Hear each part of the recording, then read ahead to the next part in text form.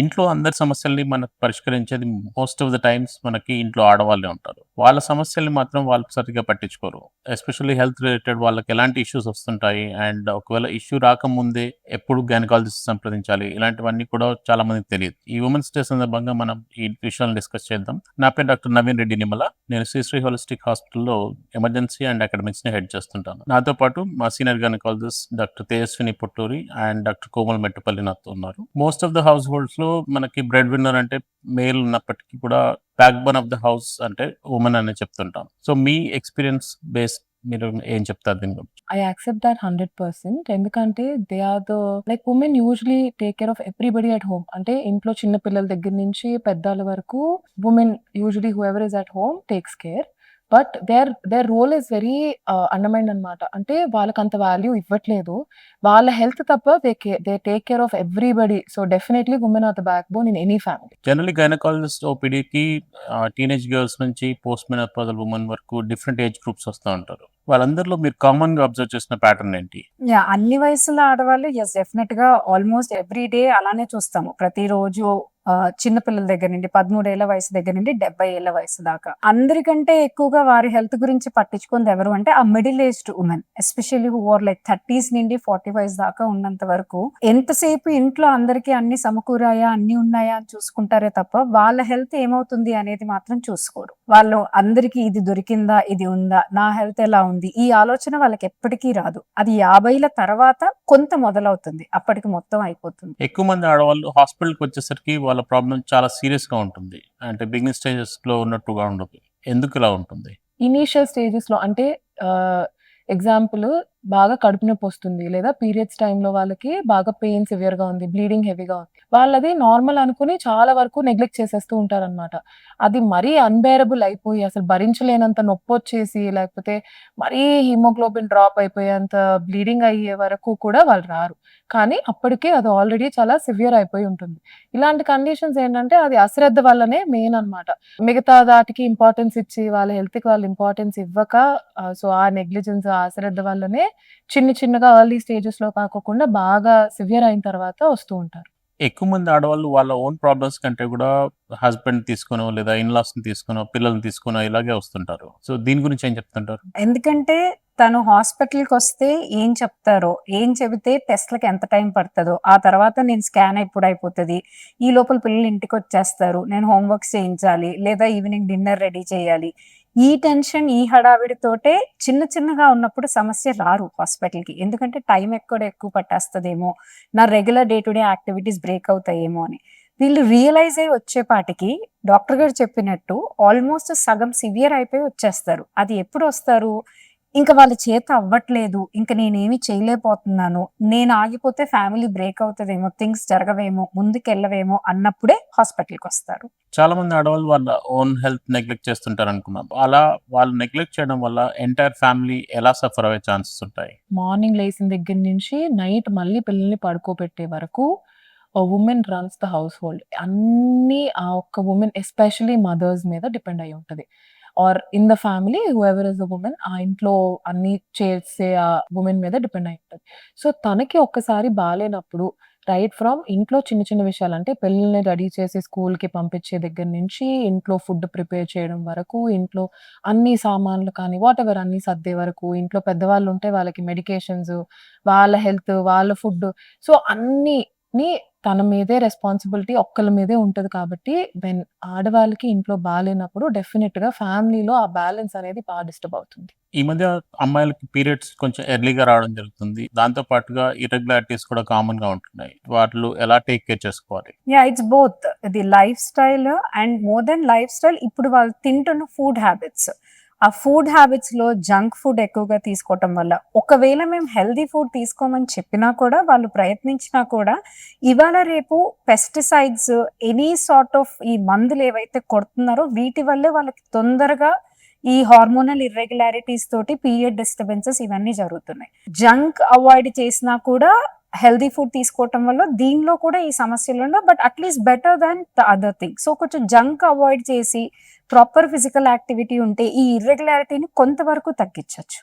ఒక young woman తన reproductive హెల్త్‌ని ప్రాపర్‌గా ఉంచుకోవాలనుకుంటే గనుక వాళ్ళకిచ్చే మీ అడ్వైస్ ఎలా ఉంటుంది? మనం చెప్పినట్టు ఫుడ్ చాలా ఇంపార్టెంట్ రోల్ ప్లే చేస్తది. బట్ ఫుడ్‌తో పాటు వీళ్ళకి ఈజీగా అవైలబిలిటీ ఉన్న ఫుడ్ అంటే ఇన్‌స్టంట్ ఫుడ్స్ చాలా ఎక్కువ దొరుకుతున్నాయి.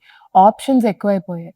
సో, అది ఒకటి అవాయిడ్ చేయాలి. సెకండ్ థింగ్ ఏంటంటే చాలా వరకు స్క్రీన్ టైమ్ ఎక్కువైపోయింది. సో, దానివల్ల దాంట్లో ఉన్న బ్లూ రేస్ వల్ల కూడా కొంచెం హార్మోనల్ ఇంబాలెన్సెస్ వచ్చి నిద్ర డిస్టర్బెన్సెస్ రావడం, దానివల్ల కూడా హార్మోనల్ డిస్టర్బెన్సెస్ రావడం ఇలాంటివి చూస్తున్నాం. సో, స్క్రీన్ అనేది కంప్లీట్‌గా నెగ్లెక్ట్ చేయకపోయినా, అవాయిడ్ చేయలేకపోయినా కూడా అట్‌లీస్ట్ టైమ్ అనేది లిమిట్ చేసుకుంటే బెటర్. అండ్ ఔట్‌డోర్ యాక్టివిటీస్ కంప్లీట్‌గా కట్ అయిపోయినాయి. ఎక్కడ చూసినా ఇంట్లో కూర్చొని వీడియో గేమ్స్ ఆడుతున్నారు, టీవీస్ చూస్తున్నారు, లేకపోతే స్క్రీన్స్ చూస్తున్నారు తప్ప బయటకెళ్ళి ఫిజికల్ యాక్టివిటీ అనేది బాగా తగ్గిపోయింది. సో, ఖచ్చితంగా ఎస్పెషల్లీ గ్రోయింగ్ ఏజ్ చిన్న పిల్లలు ఎవరైతే ఎదిగే వయసులో ఉన్నారో ఫిజికల్ యాక్టివిటీకి ఇంపార్టెన్స్ ఇవ్వడం అనేది చాలా ముఖ్యం. దాదాపు అందరికి తెలిసిన టర్మ్ పీసీఓఎస్ ఆర్ పీసీఓడీ అని చెప్తుంటారు. అసలు ఈ పీసీఓఎస్ అంటే ఏంటి? అది ఎందుకొస్తుంటుంది? సివియర్ కేస్ ఆఫ్ పీసీఓడిని ఇంకా మనము ఆ హార్మోన్స్‌ని టూ మచ్‌గా కరెక్ట్ చేయవలసిన టైంలో వచ్చిందని పీసీఓఎస్ అంటాం. ఇది మోడర్న్ వుమెన్ అని కాదు. ఆల్మోస్ట్ అందరి వుమెన్‌లోనూ ఉన్నాయి. ఎస్పెషల్లీ చిన్న వయసులో బాగా నెగ్లెక్ట్ చేస్తారు. ఇర్రెగ్యులారిటీ విత్ ద సైకిల్స్ ఉన్న వాటిని. ఇవాళ రేపు చూస్తే పిల్లల వెయిట్స్ కూడా వాళ్ళ ఏజ్ కంటే మనం ఎక్స్‌పెక్ట్ చేసిన దానికంటే చాలా హయ్యర్ సైడ్ ఉన్నారు. ఫర్ ఎగ్జాంపుల్ 13 ఇయర్స్, 12 ఇయర్స్ పిల్లలు 70 కేజెస్, 75 కేజెస్ ఉన్నారు. Which is like highly not recommended at all. ఎందుకు అంటే అది వాళ్ళ ఫిజికల్ యాక్టివిటీ తక్కువ ఉండటం వల్ల అయ్యుండొచ్చు, లేకపోతే వాళ్ళు జంక్ వల్ల అయ్యుండొచ్చు, easy availability of food, screen time, anything it is. So, ఆ చిన్న వయసులో ఆ వయసుకి ఫర్ ఎగ్జాంపుల్ ఇప్పుడు మాకు పేషెంట్స్ వస్తారు. చిన్న వయసులో అంత వాళ్ళకి ఆ వెయిట్ పెద్ద ప్రాబ్లమ్ లాగా అనిపించదు. ఒక 2, 3 నెలల్లో పెళ్లి చేసుకోవాలన్నప్పుడు అప్పుడు హార్మోనల్ ఇర్రెగ్యులారిటీ ఉంది నాకు, పీరియడ్స్ ఇంబాలెన్స్ జరుగుతుంది నాకు, బాబోయ్! ఇప్పుడు నాకు పెళ్లవుతుంది, దీన్ని నేను కరెక్ట్ చేసుకోవాలి. ముందంతా తెలియంది సడెన్‌గా ఇప్పుడెందుకు గుర్తొస్తుంది? సో, అప్పటికప్పుడు కరెక్ట్ అయిపోయే ఫ్యాక్టర్ కాదిది. చిన్న వయసు నుండే వాళ్ళ ఫిజికల్ యాక్టివిటీని, వాళ్ళ లైఫ్ స్టైల్‌ని రెగ్యులరైజ్ చేసినప్పుడే ఫ్యూచర్‌లో వాళ్ళకి ఫెర్టిలిటీ ఇష్యూస్ లాంటివి కూడా రాకుండా ఉంటాయి.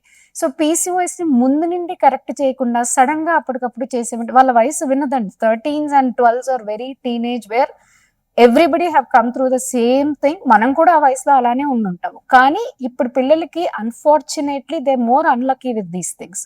సో, వాళ్ళని చిన్నప్పటి నుండే హెల్త్ గురించి ట్రైన్ చేస్తే తప్ప ఈ ఇర్రెగ్యులారిటీని లేటర్ ఆన్ ఇన్ లైఫ్‌లో కరెక్ట్ చేయలేము.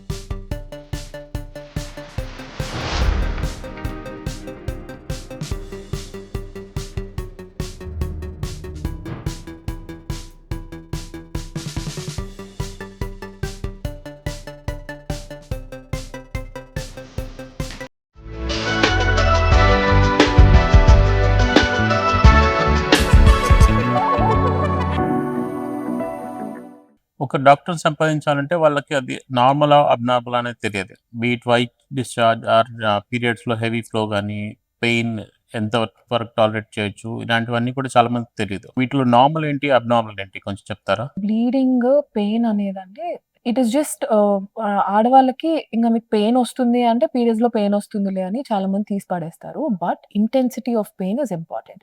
జస్ట్ మైల్డ్ పెయిన్ ఉంది. ఎప్పుడన్నా పీరియడ్స్‌లో ఒక్క డే పెయిన్ ఉంది or 1 or 2 days with mild discomfort అనేది నార్మల్. బట్ కంటిన్యూయస్‌గా పెయిన్ ఉంది ఆర్ పీరియడ్స్ స్టార్ట్ అవ్వక ముందు, డ్యూరింగ్ పీరియడ్స్, ఆఫ్టర్ పీరియడ్స్ ఇలా కొంతమందికి ట్రిపుల్ డిస్మెనోరియా అంటాం. అలా పెయిన్ కూడా ఉంటుంది. So, when pain is beyond ఇప్పుడు నార్మల్ దానికంటే ఎక్కువగా ఉంది, మరీ భరించలేకపోతున్నాము అంటే డెఫినెట్‌లీ డాక్టర్‌ని కలవాలి. బ్లీడింగ్ కూడా ఏదన్నా బాగా క్లాత్స్ పడుతున్నాయి or you are changing more than 3-4 pads రెగ్యులర్‌గా కంటే హెవీగా అనిపిస్తుంది. Any doubt please consult your gynaecologist. ఇది ఎందుకు అంటే క్వాంటిఫికేషన్ ఈస్ అగైన్ డిఫరెంట్ అండి. ఇప్పుడు ఒక పర్సన్ నార్మల్ శానిటరీ ప్యాడ్ వాడితే వాళ్ళకి 4 వరకు it's normal. But some people use heavy capacity ఉన్న ప్యాడ్స్. అవి 3-4 అంటే they are actually having heavy bleeding. So, it is depending on each person అన్నమాట. వైట్ డిశ్చార్జ్ కూడా అంతే. ఫిజియోలాజికల్‌గా అంటే మనకి పీరియడ్‌కి మధ్యలో వైట్ డిశ్చార్జ్ అవ్వడం అనేది నార్మల్. అలాగే ఇమ్మీడియేట్‌గా పీరియడ్ అయిన వెంటనే కూడా కొంత అమౌంట్ ఆఫ్ వైట్ డిశ్చార్జ్ అనేది నార్మల్. కానీ ఎప్పుడైతే అది బ్యాడ్ స్మెల్‌తో కానీ, ఇచ్చింగ్ కానీ ఉంది ఆర్ కంటిన్యూయస్‌గా వైట్ డిశ్చార్జ్ ఉంది or change in colour like thick whitish, yellow, green. So, any difference in colour then it is not normal. So, అది ఒక్కసారి గైనకాలజిస్ట్‌ని కలవాలి. ప్రెగ్నెన్సీ టైంలో గానీ, వాళ్ళని వాళ్ళు చూసుకోవడం, లేదా ప్రెగ్నెన్సీ అయిపోయి డెలివరీ అయిన తర్వాత వాళ్ళ బేబీని చూసుకోవడంలో మదర్స్ జనరల్లీ చాలా మంచి రోల్ ప్లే చేస్తుంటారు. బట్ వాళ్ళని వాళ్ళు టేక్ కేర్ చేసుకోవడంలో ఎలా ఉంటారు? యాక్చువల్లీ ప్రెగ్నెన్సీలో చాలా బాగా కేర్ తీసుకుంటారండి. లైక్ స్పెషల్‌గా ఎవరు చెప్పనక్కర్లేదు. They themselves will take it, whole family will give it, husband will give a special attention. ఇక్కడ more than pregnancy post delivery care is something that we have to think about. Delivery తర్వాత women world మర్చిపోతుంది. కంప్లీట్‌గా ఆ baby మీదే focus చేసేస్తారు. Feeding వస్తుందా లేదా? సరిపోతుందా లేదా? నేను ఇది తీసుకుంటే ఎక్కువ వస్తదా? లేకపోతే బేబీ ఎందుకు ఏడుస్తుంది? పొట్ట నొప్పి వస్తుందా? They forget their health. మేము ఒక 3 మంత్స్ వరకు కొంత సపోర్టివ్ మెడికేషన్ ఆఫ్ ఐరనో, కాల్షియమో ఏదో ఒకటి తీసుకోమని చెప్తాము. టాబ్లెట్స్ కొని ఫ్రిడ్జ్ మీదో, టేబుల్ మీదో అలా పెడతారు కానీ అసలు తీసుకొని కూడా తీసుకోరు. ఒక 1, 2 మంత్స్ తర్వాత we ask them to come for a follow up for a regular health checkup. ఎందుకు రమ్మంటాము? వాళ్ళ వరల్డ్‌ని వాళ్ళు మర్చిపోయి బేబీ వరల్డ్‌లోనే ఉంటారు కాబట్టి చెకప్‌కి రమ్మని చెప్తాము. 6 మంత్స్ తర్వాత వస్తారు. ఎందుకొస్తారు? Because they are tired. వీక్‌నెస్ అప్పుడొస్తుంది. ఎందుకంటే తీసుకోవాల్సిన టైంలో ప్రాపర్‌గా ఈ సప్లిమెంట్స్ తీసుకోకపోవటం వల్ల అప్పుడు తెలుస్తుంది వాళ్ళకిదంతా. ప్రెగ్నెన్సీ టైంలో ఎంత కేర్ తీసుకుంటారో పోస్ట్ డెలివరీ అంతకంటే మీ మీద మీరు ఎక్కువ కేర్ తీసుకోండి. Baby will take care of themselves. Adjust to that for a month or 2 months అయినా తీసుకోండి. బట్ రిమెంబర్ దట్ మీ గురించి కూడా మీరు చూసుకోవాలి. ఒక స్టేజ్ దాటిన తర్వాత అంటే 35, 40 ఇలాంటి ఏజ్ దాటిన తర్వాత రెగ్యులర్‌గా వాళ్ళు చెక్ చేసుకోవాల్సిన టెస్ట్స్ ఎలా ఉంటాయి? అండ్ ఎప్పుడు గైనకాలజిస్ట్‌ని వాళ్ళు మీట్ అయితే బెటర్ అంటారు? ఖచ్చితంగా బేసిక్ గైనిక్ ఎగ్జామినేషన్ అనేది ఒకటి ఇంపార్టెంట్ అండి.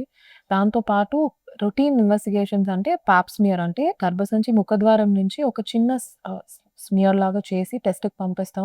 అది సర్వైకల్ క్యాన్సర్ వస్తుందా? ఆర్ వచ్చే ముందు సూచనలు ఏమన్నా ఉన్నాయా అనేది తెలుస్తుంది. బేసిక్ అల్ట్రాసౌండ్ అంటే గర్భసంచి ఎలా ఉంది? How is your abdomen? Ovaries, అండాశయాలు ఎలా ఉన్నాయి? ట్యూబ్స్ ఎలా ఉన్నాయి? ఏమన్నా ఇన్ఫెక్షన్ ఏమన్నా ఉందా? లేదంటే ఏమన్నా ఫైబ్రాయిడ్స్ అంటే గర్భసంచిలో ఏమైనా గడ్డలున్నాయా? ఇలాంటివి బేసిక్‌గా తెలిసిపోతాయి. అండ్ ఆల్సో అల్ట్రాసౌండ్ బ్రెస్ట్ అన్నమాట. సో, ఇవి బేసిక్ మినిమల్ స్క్రీనింగ్. దీంతో పాటు థైరాయిడ్, షుగర్, హిమోగ్లోబిన్ అనేది ఖచ్చితంగా చెక్ చేసుకుంటే మంచిది. ఇప్పుడు రీసెంట్‌గా డెఫిషియన్సీస్ ఎక్కువ ఉంటున్నాయి కాబట్టి వైటమిన్ డి లెవెల్, బి12 ఇలాంటి వైటమిన్ లెవెల్స్ కూడా చెక్ చేసుకోవడం అనేది రొటీన్‌గా చెక్ చేసుకుంటే బెటర్ అన్నమాట.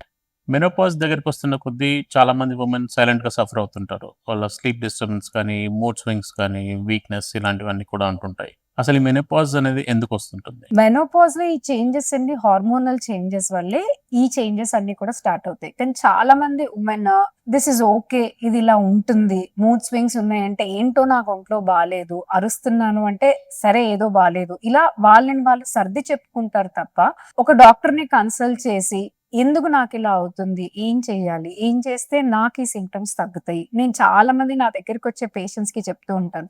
ఒక టీనేజ్ డాటర్ ఒక మెనోపాజ్ అటైన్ అయ్యి ప్రీ మెనోపాజ్ స్టేజ్‌లో ఉన్న మదర్ ఉన్న ఇంట్లో husband is going to be on like sandwich side. ఎందుకు అంటే ఇటు టీనేజ్‌లో హార్మోనల్ చేంజెస్ వల్ల అడోలసెంట్ ఏజ్‌లో ఉన్న వాళ్ళు అరుస్తూ ఉంటారు. ఈ ప్రీ మెనోపాజ్‌లో ఉన్న వీళ్ళు అరుస్తూ ఉంటారు. సో, హస్బెండ్ డజంట్ అండర్‌స్టాండ్ ఏం జరుగుతుంది అనేది. So, meet your doctor. If you want come with your husband. So, మేము ఎక్స్‌ప్లెయిన్ చేస్తే that goes better into your brain and మిమ్మల్ని మీరు ఎలా చూసుకోవాలి?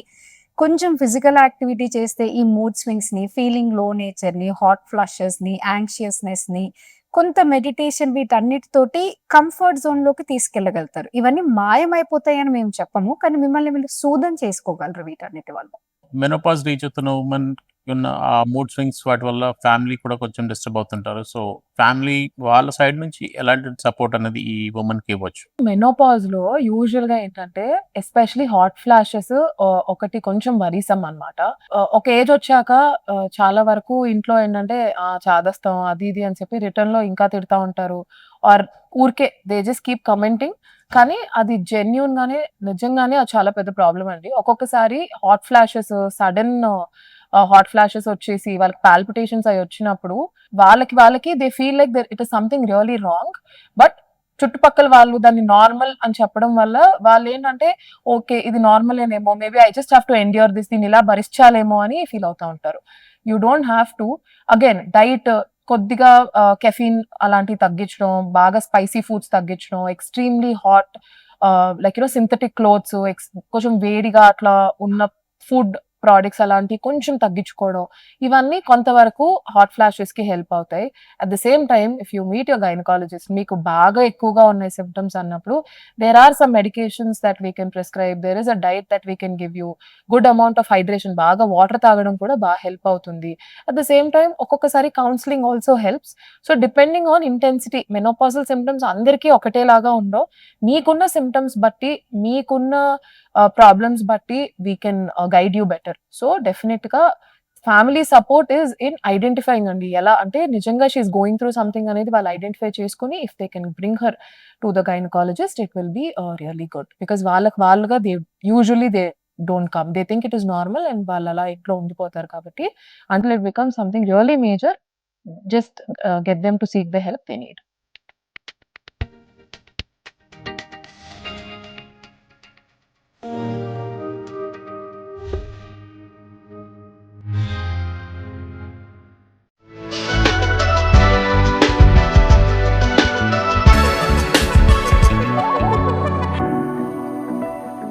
హెల్త్ రిలేటెడ్ చిన్న చిన్న ఇష్యూస్ ఏమొచ్చినా గానీ వాళ్ళు most of the times ignore చేస్తుంటారు. బట్ ఎలాంటి ఫీచర్స్ ఉన్నప్పుడు వాళ్ళు ఖచ్చితంగా ఇగ్నోర్ చేయకుండా గైనకాలజిస్ట్‌ని కలిస్తేనే బెటర్ అని మీరు అనుకుంటుంటారు? Excessive bleeding during periods, severe pain which she is not able to take and just thinking that okay నేను ఈ టాబ్లెట్ వేసుకుంటే తగ్గిపోతుంది అని అనుకొని పీరియడ్ స్టార్ట్ అయ్యే ముందర, పీరియడ్ ఉన్నప్పుడు, పోస్ట్ పీరియడ్ కూడా పెయిన్ కంటిన్యూ అవుతూ ఉంటే దిస్ ఈజ్ ఓకే ఇది మెన్స్ట్రల్ ఇర్రెగ్యులారిటీస్తో వస్తుంది అనే వాళ్ళని వాళ్ళు సర్ది చెప్పుకోవటము. Third one excess of bleeding అంటే క్లాత్స్ అండ్ క్లాత్స్ బ్లీడ్ అవుతూ ఉన్నా సరేలే ఈ మంత్లో నేను 3 ప్యాడ్స్ బదులు 4 ప్యాడ్స్ చేంజ్ చేశాను, ఇట్ ఈస్ ఓకే. ఇలాంటివి కొంచెం సరే అని సరిపెట్టుకోకూడదు. అనదర్ థింగ్ ఎక్సెస్గా వైట్ డిశ్చార్జ్ అవ్వటం, ఫౌల్ స్మెల్లింగ్ డిశ్చార్జ్ ఉండటము, ఇలాంటివి జరుగుతున్నా కూడా ఓకే ఈ ఏజ్లో ఇది కామనే కదా, రిప్రొడక్టివ్ ఏజ్లో ఇది ఉంటుంది కదా అని సర్ది చెప్పుకోవటము. ఒక్కొక్కసారి యూరినరీ ట్రాక్ట్ ఇన్ఫెక్షన్స్ కూడా ఉంటాయి చిన్న చిన్నవి. అది ఎలాగా అంటే ఇవాళ నేను కొంచెం గోరువెచ్చని నీళ్ళు తాగితే తగ్గిపోయింది. యూరినరీ ట్రాక్ట్ ఇన్ఫెక్షన్ సివియర్ అయ్యేదాకా రాకపోవటం కూడా is a negligent thing. Periods miss అయిపోయినాయి, 6 మంత్స్ వరకు రావు, నాకు తర్వాత 6 మంత్స్ నార్మల్గానే వస్తాయి, లేదా నాకు ఎవ్రీ 3 మంత్స్కి ఒకసారి రావటం అలవాటే. నో, ఇవన్నీ హార్మోనల్ ఇంబ్యాలెన్స్ వల్ల జరిగేవి. వీటిని ముందే గమనించుకోవాలి. ఇంకా మెనోపాజ్ టైంలో ఇందాక మనం డిస్కస్ చేసినట్టు లో ఫీలింగ్ ఉన్నా కూడా బాగా రెగ్యులర్ థింగ్స్ చేసుకోలేకపోతున్నారు, నీరస పడిపోతున్నారు, ఇలాంటివన్నీ ఉన్నప్పుడు డెఫినెట్గా డాక్టర్ని వెంటనే కన్సల్ట్ అవ్వాలి, డిస్కస్ చేయాలి. సో దట్ మీకు బెటర్ గైడెన్స్ దొరుకుతుంది మీ హెల్త్ గురించి మిమ్మల్ని చూసుకోవడానికి. ఒక స్త్రీ తనకు తాను ఆరోగ్యంగా ఉన్నానని ఫీల్ అవుతున్నా కూడా ఎలాంటి సమయాల్లో వాళ్ళు హాస్పిటల్‌కి వచ్చేసి డాక్టర్‌ని కలిస్తే బెటర్ అంటారు? ఇయర్లీ వన్స్ అట్లీస్ట్ ఒక general basic examination is very important అండి. బట్ అగైన్ ఎప్పుడన్నా ఒక్కసారి పీరియడ్ మిస్ అయింది కదా అని యూజువల్గా నెగ్లెక్ట్ చేస్తారు. I have had a patient who was breast feeding. యూజువల్గా ఏంటంటే పాలిచ్చే తల్లికి ప్రెగ్నెన్సీ రాదు అని అనుకుంటారు.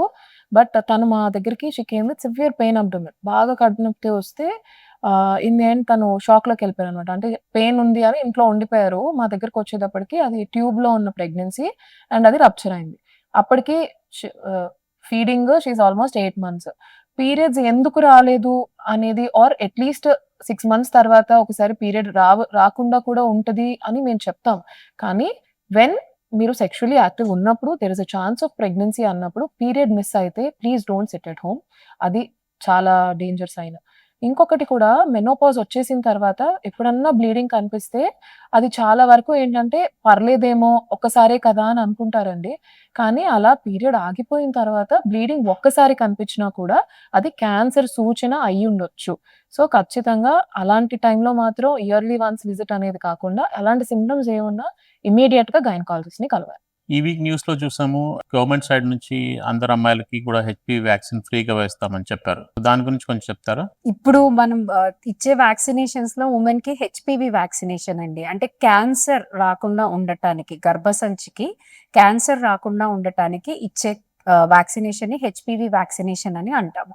ఈ హెచ్‌పివి వ్యాక్సినేషన్ ఎవరు తీసుకోవాలి అని చాలా మంది ఉమెన్ వచ్చినప్పుడు అడుగుతూ ఉంటారు. ఇప్పుడు 35s, 40s క్రాస్ అయిన వాళ్ళు ఎస్పెషల్లీ అంటే వాళ్ళకి ఎలా అంటే కొంచెం టీనేజ్ ఏజ్‌లో ఉన్న పిల్లలు ఉంటారు. లేదా ఒక 8, 9 ఇయర్స్ ఉన్న పిల్లలు ఉంటారు. సో వాళ్ళకి ఇప్పుడు డౌట్ వస్తది. నేను అప్పుడు తీసుకోలేదు, ఇప్పుడు తీసుకోవచ్చా అని. కానీ కామన్‌గా ఇది ఎవరికి రికమెండ్ చేస్తారంటే సెక్షువల్లీ యాక్టివ్‌గా లేని వాళ్ళకి ముందు they are the first recommended వాళ్ళు.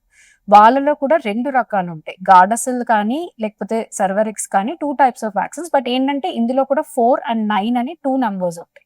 4 ఏంటంటే 4 వేరియంట్స్ ఆఫ్ వైరసెస్ ని మాత్రమే కవర్ చేస్తది. 9 covers about 8-9 variants of viruses. So ఈ యంగ్ పిల్లలందరూ డెఫినెట్‌గా మేము 9 తీసుకోమని చెప్తాము. Because they are next generation, future generation కాబట్టి. నేను సెక్షువల్లీ యాక్టివ్ అయ్యున్నాను అయినా కూడా తీసుకోవచ్చా అంటే యెస్. సర్టెన్ ఏజ్ గ్రూప్ వరకు 35 దాకా కూడా రికమెండ్ చేస్తాము. 40s తర్వాత ఏమవుతుందంటే ఈ వ్యాక్సినేషన్ తీసుకున్న దాని ఎఫికసీ తగ్గిపోతుంది. 80%, 90% ఉన్న ఎఫికసీ ఎవరిలో అయితే సెక్షువల్లీ యాక్టివ్ లేని వాళ్ళలో ఉన్న ఎఫికసీ వీళ్ళలో అది 60%, 40, 50% లోకే వచ్చేస్తుంది. But a strong family history of cancers మా ఇంట్లో ఉన్నాయి అన్న వాళ్ళు 40+ వాళ్ళు కూడా చాలా మంది ఓపీలోకి వచ్చి హాస్పిటల్‌లో తీసుకుంటూ ఉంటారండి ఈ వ్యాక్సినేషన్. కమింగ్ టు వ్యాక్సిన్, ఆడవాళ్ళే కాకోకుండా మగవాళ్ళు కూడా తీసుకోవచ్చు. ఆడపిల్లలతో పాటు మగ పిల్లలకి కూడా ఇవ్వచ్చు. It is the same dose.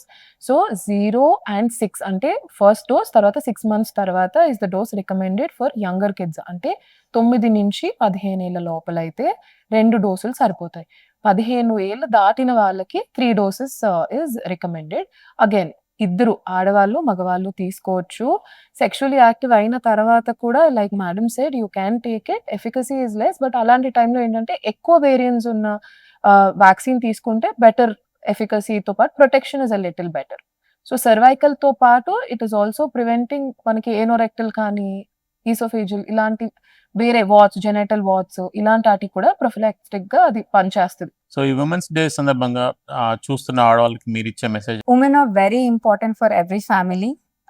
They take care of the whole world. Let them step forward today and take care of themselves. Taking care of yourself is not some mistake or is not something that you have to blame on yourself. It's your responsibility. Because మీరు ఆరోగ్యంగా లేకపోతే కుటుంబం ఎప్పుడు ముందుకు నడవదు. మీ routine టెస్ట్‌ని మీరు అశ్రద్ధ చేయొద్దు. మీకు ఏ చిన్న ప్రాబ్లమ్ ఉన్నా మీరు మీ హెల్త్‌ని పక్కన పెట్టేసి దాన్ని నెగ్లెక్ట్ చేసుకొని అది బాగా సివియర్ అయ్యే వరకు చేసుకోవద్దు.